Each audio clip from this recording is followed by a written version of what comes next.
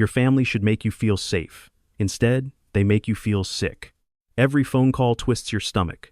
Every visit leaves you shaking. Every text message makes your heart race. And the worst part, you think it's your fault. Today, everything changes. I'm going to show you how to handle toxic family members without losing your mind, without feeling bad, without playing their games anymore. This works even if you can't cut them off, even if you see them every week, even if everyone says you're the problem. Ready? Let's go. Here's something nobody warns you about. The people who raised you can be the same people destroying you, and your brain can't make sense of it. Because when you're little, these people are your whole world. They feed you. They keep you alive. Your brain learns one simple rule: keep them happy or you're in danger. So you learn to shrink. You learn to apologize for things that aren't your fault. You learn to read their mood before you even say good morning. Fast forward 20 years. You're an adult now. You have your own life, your own money, your own home. But that old programming? Still running in the background like a computer virus you can't delete. When they snap at you, your body goes into panic mode. Heart racing, hands sweating, throat closing up, even though you're completely safe, even though they can't actually hurt you anymore. Your body remembers what your mind tries to forget. And here's where it gets twisted. They know this. They might not say it out loud, but they know. They know exactly which buttons to push, because they installed those buttons. Think about it. Who taught you that your feelings don't matter? Who taught you that speaking up makes you bad? Who taught you that their comfort is more important than your pain? They did, and now they're mad that you finally noticed. So let's talk about what actually works. Not theory, not some therapist mumbo-jumbo. Real tactics that work in real life when your uncle corners you at Thanksgiving. First, stop trying to win arguments with them. I know you want to. You've practiced in your head 1,000 times. You've got your points ready, your evidence lined up. You're going to finally make them see the truth. Here's what's really going to happen. You'll start talking, making your case, using your indoor voice, being respectful, and halfway through your second sentence, they'll cut you off. They'll say you're being dramatic, making things up, attacking them for no reason. They'll bring up something you did wrong 15 years ago. They'll cry, they'll yell, they'll storm out. Or worse, they'll sit there stone-faced while you pour your heart out. Then they'll say something like, "Are you done?" Or, "You've always been so sensitive." And you'll walk away feeling smaller than when you started. Why? Because you're playing a game where they own the rule book and they change the rules whenever they're losing. You can't win a rigged game. You can only stop playing. So, from now on, when they say something cruel, you don't defend yourself. You don't explain. You don't correct them. You look at them the same way you'd look at a stranger yelling at pigeons in the park. Confused why they're so upset. A little concerned for them, maybe, but not taking it personally. Because their words aren't about you. They're about them. Their pain. Their broken pieces. Their need to feel powerful. When someone attacks you for no reason, that's not a you problem. That's a them problem. Here's a real example. Someone I know has a mother who criticizes everything. Her hair, her house, her kids, her marriage, everything. For years, she tried to do better, tried to be perfect, thought maybe if she just got it right, the criticism would stop. It never did. Because the criticism was never about her. It was about her mother feeling powerless in her own life. One day at dinner, her mother said, "Your sister keeps her house so much cleaner than you," said it loud, in front of everyone. And instead of feeling ashamed, instead of getting defensive, she just looked at her mother and said, "You're probably right," then kept eating. Her mother blinked, waited for the usual spiral of excuses and hurt feelings. Nothing came. The mother tried again. "Well, I'm just trying to help you." She said, "I know," and asked someone to pass the salt. After 15 minutes of getting zero reaction, her mother gave up and got quiet. That dinner ended without a single tear, without a fight, without drama. For the first time in 30 years, she left her parents' house feeling calm. What changed? She stopped handing over her power. She stopped letting her mother's words mean anything about her worth. Now let's talk about the guilt, because this is the part that traps most people. You start setting boundaries, missing some family events, not answering every call, taking care of yourself for once, and then it hits you like a truck.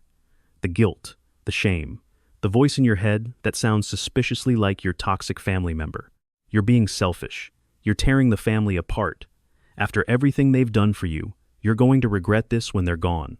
That voice is so loud, so convincing, so constant. Here's what you need to understand. That guilt isn't coming from your true self. It's programming. It's what they installed in you, so you'd never leave. Real guilt happens when you do something wrong, when you hurt someone on purpose, when you break your own values. Fake guilt happens when you stop letting people hurt you, when you say no, when you protect yourself. If protecting yourself makes you feel guilty, someone taught you that your safety doesn't matter, and they taught you that on purpose. Think about healthy relationships in your life. Real friends, good partners, kind people. When you tell them you need space, do they make you feel guilty? No. They say, okay, let me know when you're ready. I'm here when you need me. When you can't make it to something, do they attack you? No. They say, no worries, we'll catch you next time. That's what real love looks like. Understanding, respect, flexibility. Toxic love looks different. Toxic love says, if you don't do what I want, you don't love me. If you have boundaries, you're the problem. If you take care of yourself, you're selfish. See the difference? One lifts you up, the other tears you down. So when that guilt comes, and it will come, talk back to it, out loud if you need to. Say, I'm not doing anything wrong. I'm protecting myself. That's healthy. That's smart. That's what adults do. Say it until you believe it, because it's true. Now here's the hard truth about toxic family members that nobody wants to admit. Some people don't want to change. Some people like being this way. Being toxic gives them something. Maybe it makes them feel powerful. Maybe it's the only way they know how to connect. Maybe they're so deep in their own pain they can't see anyone else's. Whatever the reason, you can't fix them. You can't love them better. You can't explain them into becoming kind. Change happens when someone wants to change. When they look in the mirror and don't like what they see. When they hit rock bottom and decide to climb back up. You can't want it for them. You can't do the work for them. You can only decide what you're willing to accept. And here's what most people get wrong. They think accepting someone means letting them hurt you. It doesn't. You can accept that your father is angry and mean, and you can also decide you're not going to be around that anger anymore. You can accept that your sister thrives on drama, and you can also decide you're not participating in the drama. Acceptance doesn't mean surrender. It means seeing reality clearly, then making choices based on that reality. Let me give you a game plan. 5 steps you can start today. Step 1. Create distance without making announcements. Don't send a long text explaining why you need space. Don't post on social media about toxic people. Don't tell the whole family what you're doing. Just quietly pull back. Answer calls less often. Visit less frequently. Share less information. When they ask why, you say, I've been really busy. Things are hectic right now. I'll let you know when I'm free. Simple. Calm. Not mean, just boundaried. Step 2. Stop sharing your life with people who use it against you. Got a new job? Don't tell them. Dating someone? Keep it quiet. Struggling with something? Talk to a friend instead. I know this feels sad. You want to share your life with family. That's normal. That's human. But sharing your life with someone who weaponizes it isn't connection. It's handing them ammunition. Save your real life for people who celebrate your wins and support your struggles. Step 3. Practice the gray rock method. Be boring. Be neutral. Give them nothing interesting to work with. They ask about your day? It was fine. They ask about your relationship? It's good. They try to start an argument? Maybe. You become the most boring, uninteresting, gray rock in the world. No reactions. No emotions. No drama. Toxic people feed on your reactions. Starve them out. Step 4. Build your real family. Family isn't just blood. Family is the people who show up for you, who make you feel safe, who love you without conditions. Find your people. Friends who get it. Support groups. Therapy. Online communities. Invest your time and energy there. Water the plants that are actually growing. Because here's the secret.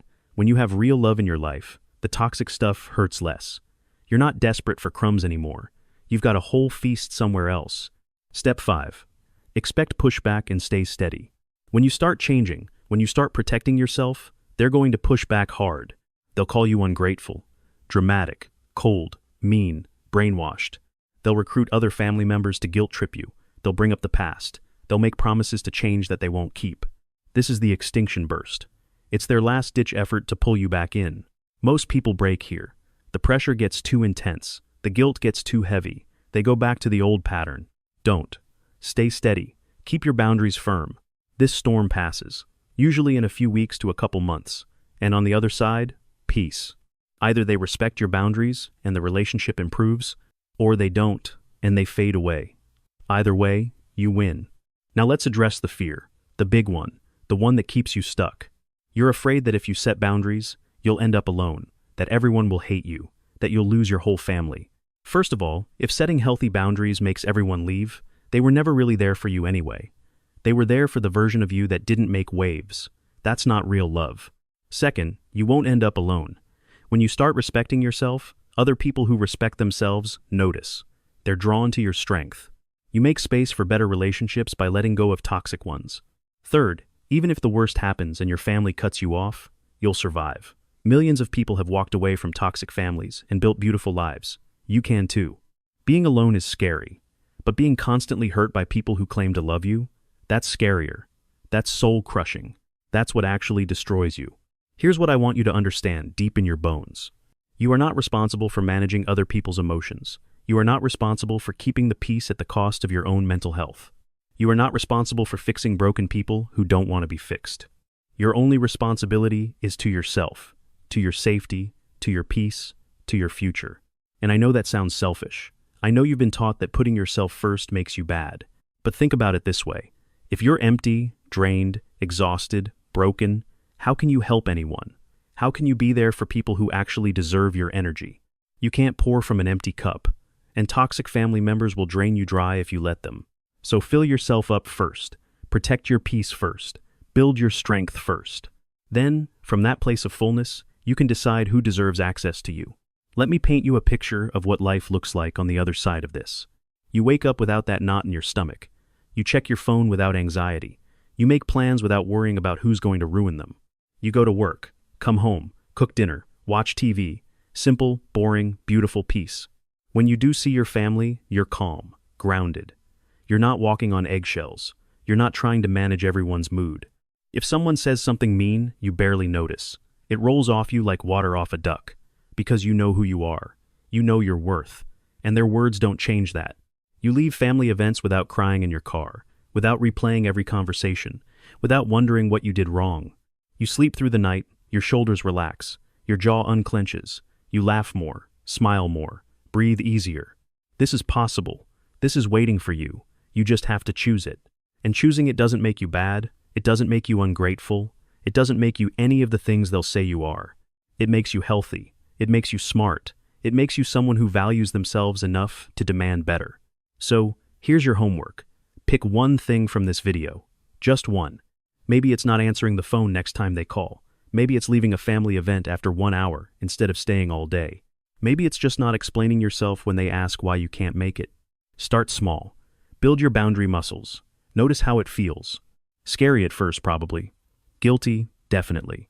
But also, a tiny bit free. And that freedom grows. Every time you choose yourself, it gets bigger. Every time you protect your peace, it gets stronger. Until one day you wake up and realize the guilt is gone. The fear is gone. The constant anxiety is gone. And in its place, peace. Real, deep, lasting peace. You deserve that, even if nobody ever taught you that you do. Even if your family made you feel like you don't. Even if you've spent your whole life believing you're not worth protecting. You are. You always have been.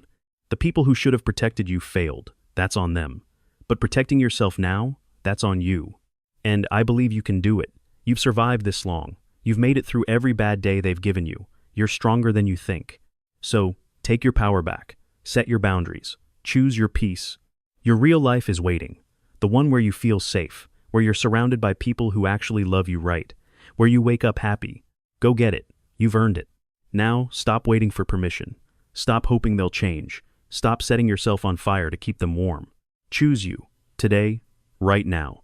Because at the end of the day, you're the only person who's going to be with you for your entire life.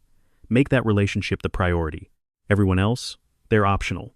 Remember that. Live that. Become that. You've got this. Let's talk about what healing actually looks like. Because social media makes it seem like one day you set a boundary and everything's perfect. That's not real. Healing is messy. Some days you're strong. You say no with confidence. You walk away from toxicity with your head high. Other days, you're weak. You answer the phone even though you shouldn't. You stay at dinner too long. You let them get under your skin.